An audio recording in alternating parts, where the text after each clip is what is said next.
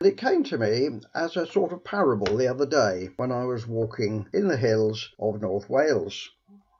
What happens is that areas of heather are burnt every year on the moorland, on the hillsides, with the idea of producing young, new, shorter heather.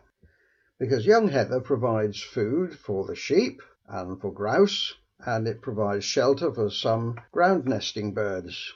The burning of it rejuvenates the moor, and new shoots grow from under the ground. And there you can see some sheep enjoying the heather.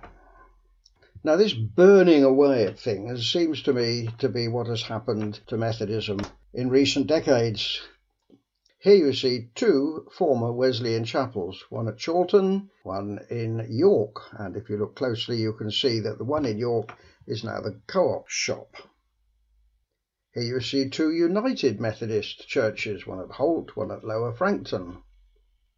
Here you see two Primitive Methodist churches, one at Aston-on-Clun and one at Garton on the Wolds, and all of them have been closed down. It's as if Methodism is being burnt away from the ground. Now, William Sangster, who was elected 3 times to be president of conference, wrote this in his book, Methodism Can Be Born Again. Recent statistics are dismally impressive. In Great Britain alone, we notice that in 1932 it was calculated that as many as 30,000 full members were lost, a dreadful reduction of nearly 600 a week. And that website, underneath the next arrow, tells us that the 3 streams of Methodism, which united in 1932, that is to say Wesleyan, United and Primitive, brought 838,734 members into the newly formed Methodist Church. Some 3 years later, the membership had already declined by over 13,000, and yet the population had increased.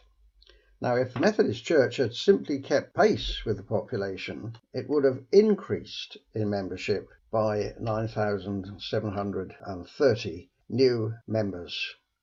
Methodism seems to be being burnt away from the ground.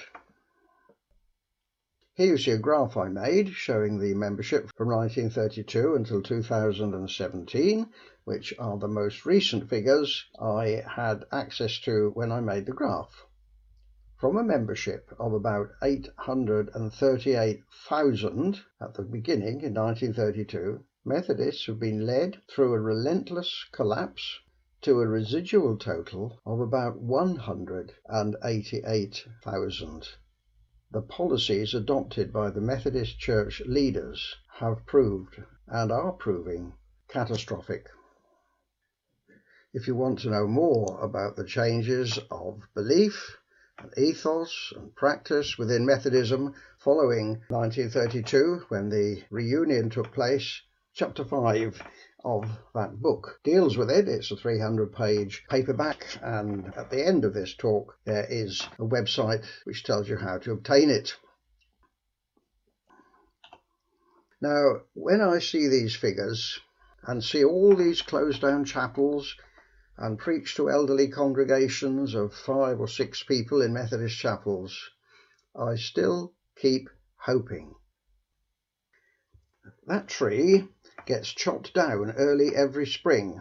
I don't know why, but somebody comes and chops it down. But this year, perhaps because of coronavirus, nobody came and chopped it down. Now, every year it begins to grow back, but it's too late for it to have flowers and then fruit. This year it bore fruit abundantly. Fruitfulness after being chopped down. It can happen. It happens in nature. It can happen in the spiritual life. Jesus himself talked about something similar. He said about vines, "My Father is the vine dresser. Every branch of mine that does bear fruit, he prunes, that it may bear more fruit." And if you look closely at these vines, you'll see where the old growth has been pruned away, and you will see new growth coming. That is what God does according to our Lord Jesus Christ.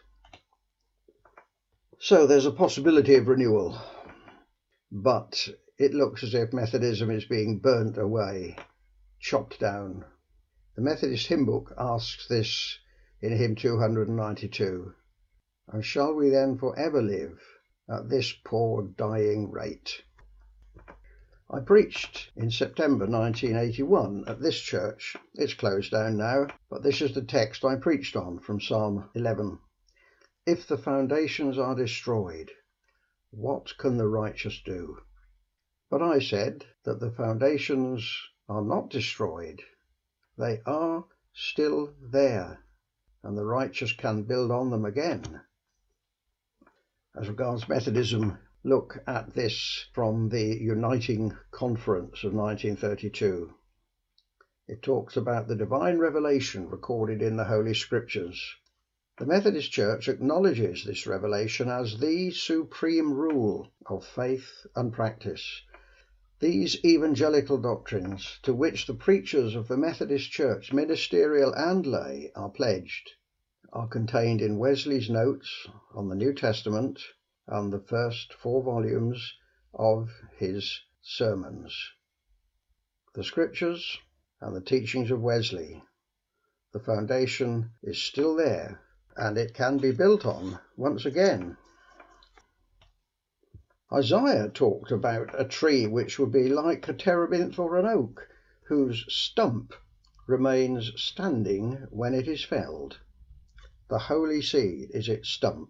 He was talking, of course, about Jesus and the people of Israel and the spiritual renewal which would come through the Messiah. But I believe that Methodism could bear fruit and grow again if it gets back to its foundations, if it builds on its foundations, even if it's like burnt ground or a vine pruned or a tree chopped down.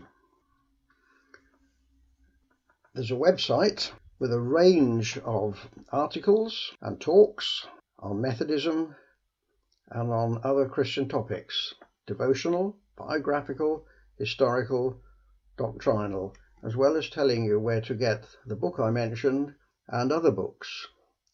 And there's the address of the website. Visit it and be blessed in doing so.